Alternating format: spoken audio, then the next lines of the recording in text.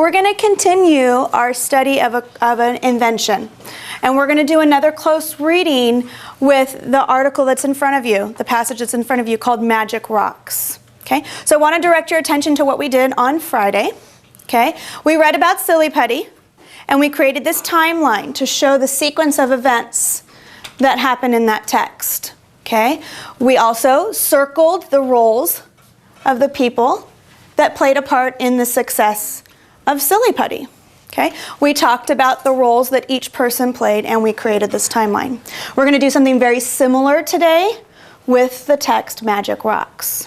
When we annotate for words, the first thing we're going to do is we're going to circle any words that we do not know. So if you get to a word you don't know, you're going to circle it. Okay? And as you read, you're going to use these strategies that I've modeled a few times for you.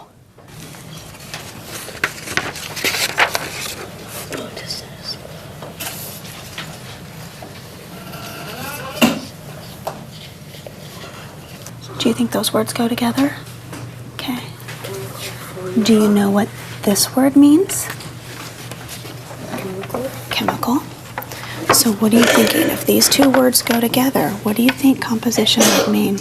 Like some type of formula. Like some type of formula. Now, how did you figure that out? Because once you mix chemicals together, it creates a formula.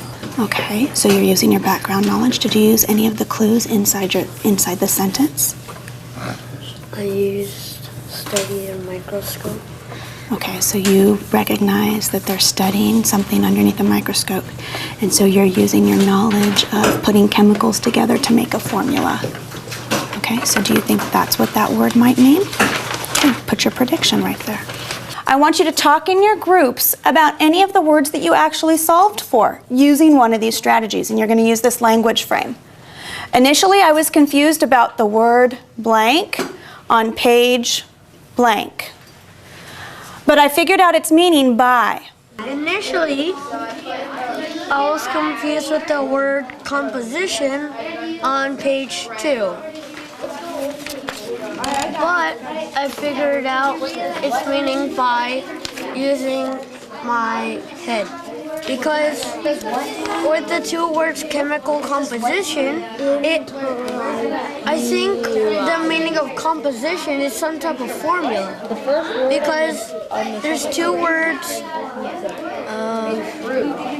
studied in microscope, and then you look up chemicals under a microscope. I'd like you to discuss this with the person sitting next to you. What text structure did the author use, and how do you know? Natalie, could you please tell us what you heard Ellie say, and can you respond or add to that? Ellie say that she thinks it's sequence. Okay. And I agree with her because, as she said, there's keywords like 1944. The next question I want to talk to you about is the sequence of events. So we know that Jim and Art began their journey trying to promote and sell a vitamin pill for plants. So how did that lead to the success of Magic Rocks? How did it get from point A to point B? What were the sequence of events? I want you to go back into the text. I want you to find those sequence of events, and I want you to underline them like we had on Friday. And I want you to number them so that in our discussions, we can talk about them. After they do the demonstration, they take it to their house and they try to improve it by making any different substance to make it finally make a different color instead of just being plain white, because they think that they don't think that it's a very good type of rock if it's just going to be white. Okay, so what I hear you saying is I hear you referring to this next event as Jim and Art take this product that was demonstrated home to try to improve on it? Okay. I want everyone to talk to your table. Talk to your table. Why can we put that event next? Go. Well, I think that it has to be the next because they had to find a name for right now. So later they could find a different name. What do you think it is, Alia? Do you think it is or not? Yeah. Okay, why? Because Well, I have the same thing as Katie. Do you have anything to add? As I'm walking around and I'm seeing what you're underlining, I'm noticing that many of you are underlining the part that tells me they don't like the name. But let me take you back to my question. My question is not which sentence tells me they don't like it. My question is, which sentence tells me why they don't like the name? So as you look for the sentence, I want you to ask yourself, is this the sentence where the author tells me the reason why they don't like this name? Are you sure, Tyler? Okay. You underlined a different one? Okay.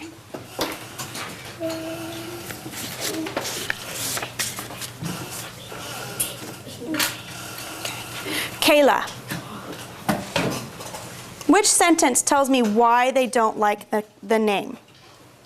Undersea Garden because they went over with customers, store owners were happy to stock with the products on the shelves, even though they were dissatisfied with the name. Magic I Sell Undersea Garden described the product well enough. It even sounded nice, but it was too long and hard to remember. Tyler, you're telling me you have something to add. Yeah. The thing that I wanted to add to this was that they didn't, they refused to turn over the formula to the toy company. I was going to say that. Okay. Why are you thinking that's important? Justin, you said you were going to say that. You agree with Tyler that this is important? Yeah. Why do you think that's important? I think it's important because if they don't refuse to turn over the formula, the toy company Probably will take over they don't and have just say a new name for it. Okay. They could change everything. They could change everything about it. They take over Magic Rocks for their own product, so the brothers don't get any credit for it, and they won't earn any money from their.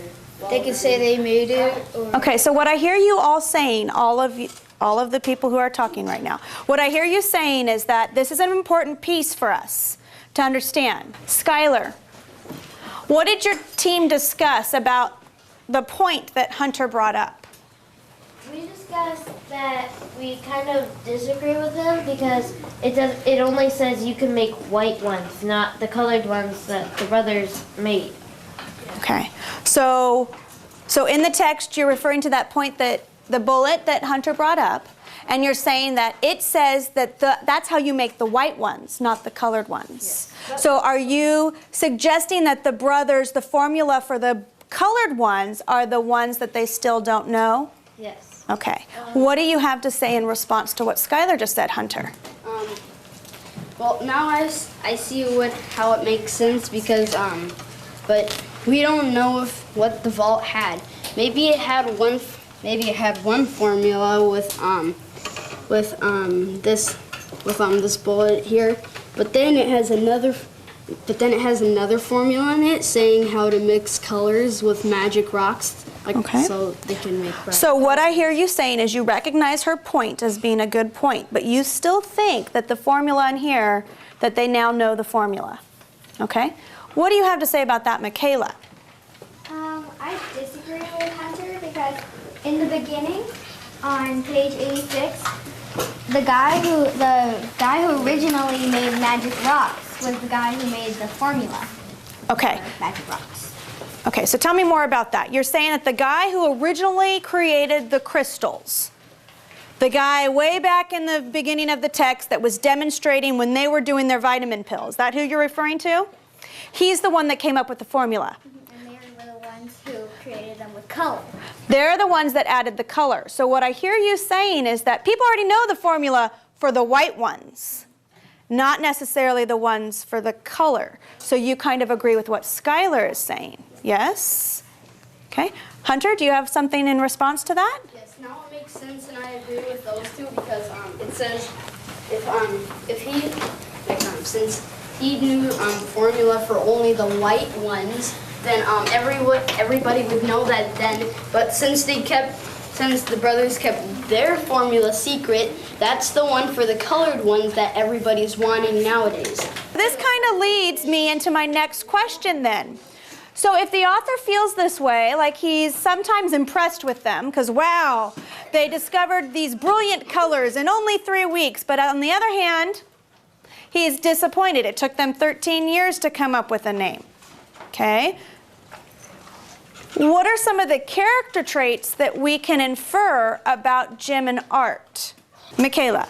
I think Jim and Art are clever because they would refuse to give up the rock formula because they didn't want to give up the profit. And Okay.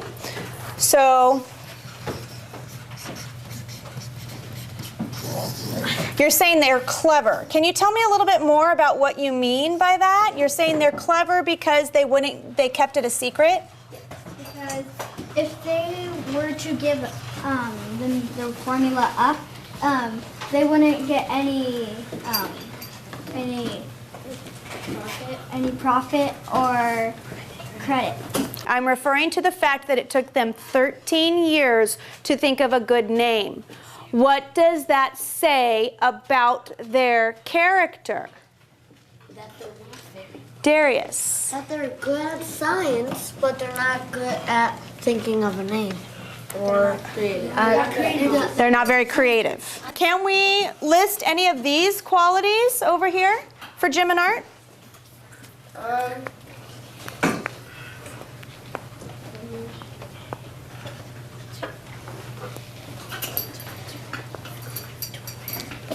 He's strategic They're strategic? Okay, why are they strategic? because they're like smart because if they give over their formula, they already know they're gonna not gonna give them any profit, and plus they figure out how to do this all by themselves. It didn't take their whole company to help them. It was just the two brothers. I'm going to draw your attention back to our timeline. If you remember in our discussion of Silly Putty, okay, we circled the roles that each person played. And we had talked about how without James, the compound of Silly Putty would not have been discovered. But without the boss, everybody would have forgotten about it. And without the GE employee, nobody at the party would have seen it. And without Ruth, nobody would have recognized it was a toy. And without Peter, nobody would have manufactured it or produced it. And without the writer who wrote the article, nobody would have known about Silly Putty. Yeah. Okay? And we talked about all these people and the role they played, and we talked about how each of them was important. So I want you to think about our timeline. How many people played a role in the success of Magic Rocks? How many people played a role in the success of Magic Rocks? Whose role is most important in the success of Magic Rocks? Jonathan and Tyler are saying that the demonstrator's role is the most important. That without this person demonstrating the white crystals, there would be no Magic Rocks. And Ellie, I hear you disagreeing. Okay? You're saying that Jim and Art, without them, they wouldn't have made Magic Rocks better with all the bright colors. And without the toy company, they wouldn't have been able to distribute it to so many people and have it be successful. Okay? Michaela, what are your thoughts? I think all of them, neither of them are important, or I think they're all important because it's a symbiotic relationship. If you were to take one out, none of this would be a success. Okay, so what I hear you telling me is that idea of interdependence that we've talked about in science, okay, that if I take any one of these people out of the equation, or any one of their roles, it wouldn't have been successful. In conclusion, we've talked a lot about the success of Silly Putty, and we've also talked a lot about the success of the Magic Rocks. Okay? And we've discussed their timeline, we've discussed the character traits, we've talked about a lot of things. Okay? And so let's go back to our objective now. You're going to do some writing today. Okay? In your hot journal. You're going to write a compare and contrast essay about these two popular toy inventions. Okay? And you're going to do that by using your annotated notes, using a Venn diagram and the signal words chart to write about the similarities and differences. I want you to think about how are these two passages similar and different? Okay? How are these two inventions similar and different? But think about them by thinking about text structure, by thinking about the words that the author uses, by thinking about character traits and the author's attitudes towards the inventors, by thinking about the sequence of events. How did the toys begin? What steps did they go through? How did they end? And also thinking about those roles that each person played in the success of the toys.